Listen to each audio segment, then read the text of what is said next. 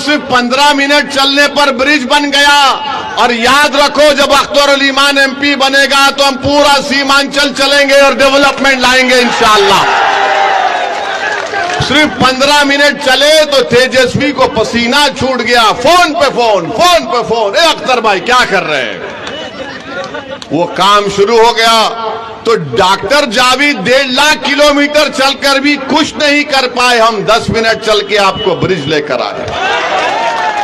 तो मेरी आपसे गुजारिश है कि 26 तारीख के दिन आप जब वोट डालने जाएंगे, इन तमाम चीजों का आप ख्याल रखिए। आपकी इस विधानसभा में अनानास उगता है, चाय आप उगाते हैं, यहां पर चाय मिलती है। यहां पर आप केला, गोला, मिर्च पैदा करते हैं, मगर क्या आपको उसको कीमत मिलती है उसकी? ये सब के सब कीमत कैसे मिलेगी जब आपकी तकलीफ को कोई समझने वाला होगा? अब जावेद साहब तो 1.5 लाख किलोमीटर चलकर भी उनको पता नहीं इसकी कीमत क्या है। मास्टर सिर्फ पैसे बांट सकता है, मास्टर के पास बहुत पैसा है, मगर याद रखो जो पैसे देता है वो निकालना भी जानता है। यहां अख्तर उल ईमान को कुछ चीज नहीं चाहिए। इस शख्स की जिंदगी का मकसद एक ही है कि बिहार में आपकी क़यादत खड़ी हो जाए और सीमांचल से इंसाफ हो जाए। अगर ये 2 काम अख्तर उल ईमान की जिंदगी में हो जाएंगे, मुझे यकीन है कि होगा इंशाअल्लाह ताला। ये हमारी भी जिंदगी का मकसद है कि सीमांचल से इंसाफ हो। मैं बार बार आपसे कह चुका हूं और आज भी कह रहा हूं कि सीमांचल को मैं आता था, आता रहूंगा हमेशा इंशाअल्लाह ताला। सीमांचल का इंसाफ मेरे लिए बहुत जरूरी है। जब तक अल्लाह मुझे जिंदा रखेगा मैं सीमांचल की लड़ाई लड़ता रहूंगा। मेरी आंख जब बंद हो जाएगी तो अलग बात है, मगर अल्लाह जब तक सेहत और जिंदा रखेगा हम सीमांचल की लड़ाई लड़ेंगे। चाहे कोई भी आ जाए, हम इंसाफ दिलाकर रहेंगे सीमांचल में इंशाअल्लाह ताला। तो मेरे अजीज दोस्तों और बुजुर्गों, मैं यहां पर खड़े होकर अल्लाह से दुआ भी करता हूं कि अल्लाह सुब्हाना व तआला हमारे साबिक़ा एमपी मौलाना असरारुल हक कासमी साहब के अल्लाह उनकी मग़फ़िरत करे। नेक आदमी थे। जब ट्रिपल तलाक का कानून लाया गया तो उनको कांग्रेस पार्टी ने बोलने का मौका नहीं दिया।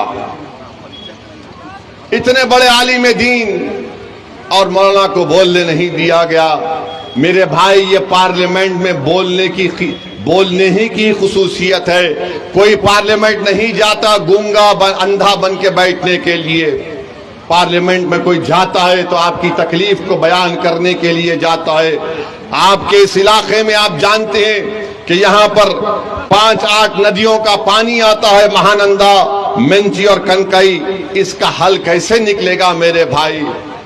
इस विधानसभा में इतनी तकलीफ है, इसका हल कैसे निकलेगा? अख्तर उल ईमान को आप यहां से अपना नया एमपी बनाइए। हम आपसे वादा करेंगे इंशाअल्लाह ताला ये तकालीफ दूर होगी। आपके इस विधानसभा में पिपरी थान से बादल चौक की रोड है, रोड नहीं है, रोड नजर ही नहीं आती। कौन ये आपकी लड़ाई लड़ सकता है? सिवाय अख्तर उल ईमान के कोई नहीं लड़ सकता।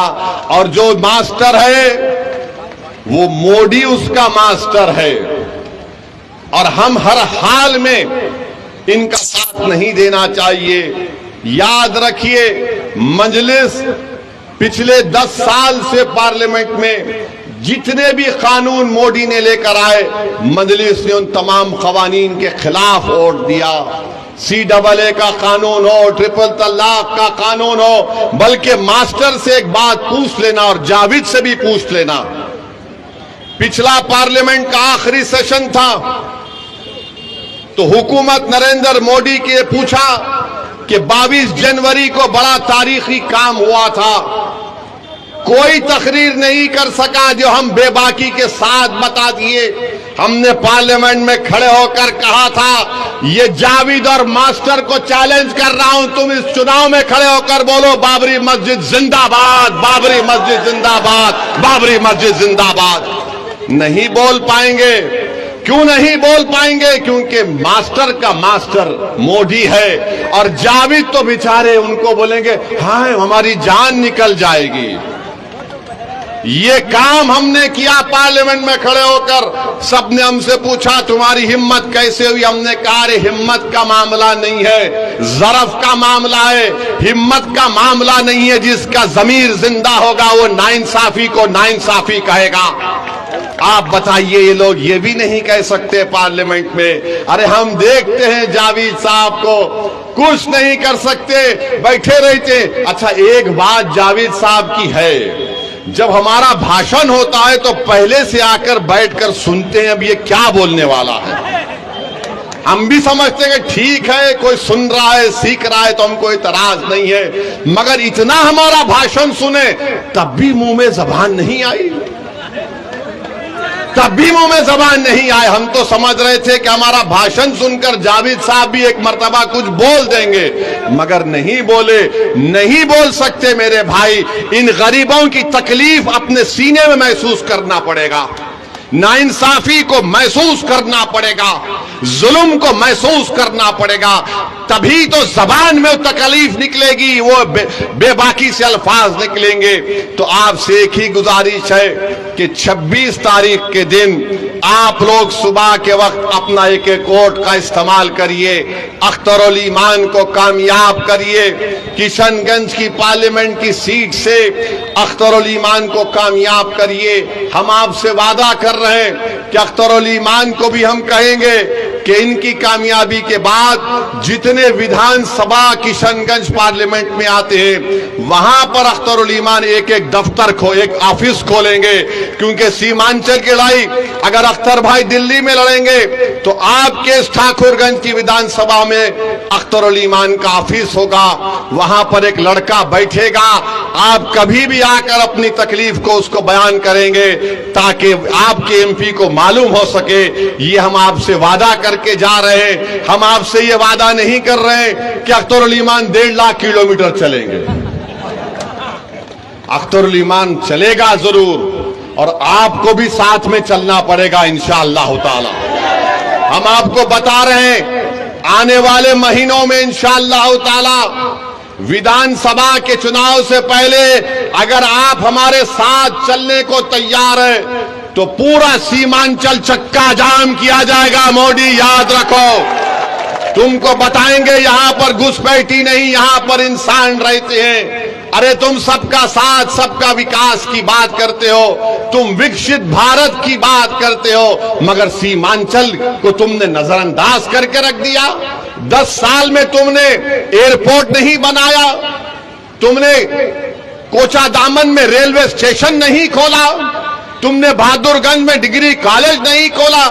तो मेरे भाई लड़ने वालों की जरूरत है, और अख्तरुल ईमान सबसे बेहतरीन आपका उम्मीदवार है। मैं पूरी सीमांचल की जनता से अपील करता हूं, किशनगंज की जनता से अपील करता हूं कि एक होकर आप लोग अख्तरुल ईमान को कामयाब करिए। याद रखिए, बीजेपी अगर दोबारा इख्तिदार में आएगी तो बीजेपी भारत के संविधान को और आइन को तब्दील कर देगी। बीजेपी इबादतगाहों के कानून को खत्म करके रख देगी। इसीलिए भी बहुत जरूरी है कि आप मुत्तहिदा तौर पर एक वोट को भी जाया मत होने दीजिए, और अख्तरुल ईमान को नहीं सीमांचल को कामयाब करिए, अख्तरुल ईमान को नहीं इंसाफ को कामयाब करिए, अमन को कामयाब करिए। अपने मुस्तकबिल को रोशन रखने के लिए पतंग छाप के निशाने पर बटन दबाकर आप बता दीजिए इन लोगों को जो हमारा वोट तो लेते हैं और हमारी पीठ में खंजर घोंपते हैं। यही चंद बातें मुझे आपसे अर्ज करना था। और याद रखो चुनाव 26 को खत्म नहीं होगा, चुनाव 26 को नहीं खत्म होगा। 13 को भी वोटिंग है, उसके बाद भी एक वोटिंग है, उसके बाद भी एक वोटिंग है, उसके बाद भी एक वोटिंग है। तेजस्वी यादव 26 को चुनाव नहीं खत्म होगा, मेरी बात तुम लिख के रख लो। अब यहां से चुनाव शुरू होगा तो सीमांचल की लड़ाई चलते रहेगी। हम आपका शुक्रिया अदा करते हैं कि आप यहां पर आए। 26 तारीख को पतंग छाप पर वोट देकर अख्तर भाई को चौथे नंबर पर अख्तर भाई का फोटो भी रहेगा, पतंग रहेगा। फोटो को मत देखिए, फोटो आपकी होगी। सिर्फ आप पतंग को देखकर बटन दबाइए और अपने इंसाफ के लिए और बीजेपी के बढ़ते कदमों को रोकने के लिए और पूरे भारत की नजरें किशनगंज पर लगी हुई है कि क्या यहां पर आप मुत्तहिद होकर एक फाल और हरकियाती शख्स को कामयाब करेंगे, या फिर आप खुदा ना खास्ता कहीं हम गलती ना कर दे तो बीजेपी ना निकल जाए। मेरे भाई, किशनगंज में मुकाबला अख्तरुल ईमान का मोदी से है, कांग्रेस तो रेस में नहीं है। इसीलिए हम आपसे अपील कर रहे हैं कि अपना एक एक वोट बैलेट के ऊपर जो मशीन पे चौथा नंबर है, हमारी मां और बहनों से भी अपील कर रहे हैं, चौथे नंबर पर पतंग छाप पर बटन दबाकर आप अपने इत्तेहाद को कामयाब करिए और बिहार भी अपनी एक सियासी क़ियादत को खड़ा करके मजबूत कर दीजिए। बहुत बहुत शुक्रिया। अस्सलाम वालेकुम।